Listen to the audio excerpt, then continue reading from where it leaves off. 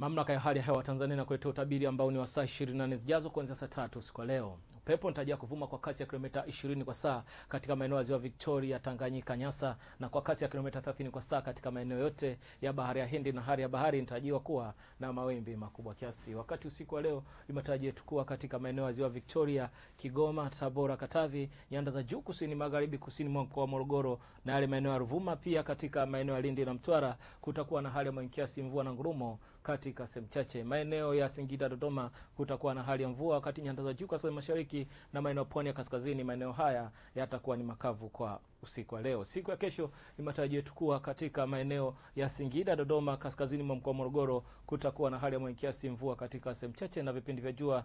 Wakati huo huo, mamlaka ya hali ya hewa Tanzania imetoa angalizo la uwepo wa vipindi fupi vya mvua kubwa katika maeneo ya Lindi, maeneo ya Mtwara na yale maeneo ya Ruvuma. Wakati huo huo, katika maeneo ya Kigoma, Tabora, Katavi, nyanda za juu kusini magharibi, kusini mwa mkoa wa Morogoro na maeneo ya Ruvuma kutakuwa na hali ya mawingu, mvua na ngurumo katika sehemu chache na vipindi vifupi vya jua. Maeneo ya ukanda wa Ziwa Victoria, maeneo haya hususan katika maeneo ya Kagera, Geita, Mwanza, Simiyu, Shinyanga pamoja na maeneo ya Mara. Alikadhalika katika maeneo ya Lindi na Mtwara kutakuwa na hali ya mawingu kiasi, mvua na ngurumo katika sehemu chache na vipindi vya jua. Nyanda za juu kaskazini mashariki na yale maeneo ya Tanga, visiwa vya Unguja na Pemba, jiji la Dar es Salaam, mkoa wa Pwani kutakuwa na hali ya mawingu kiasi, mvua nyepesi katika sehemu chache na vipindi vya jua. Kutoka mamlaka ya hali ya hewa Tanzania, langu jina naitwa Tunza Sanane. Asante na usiku mwema.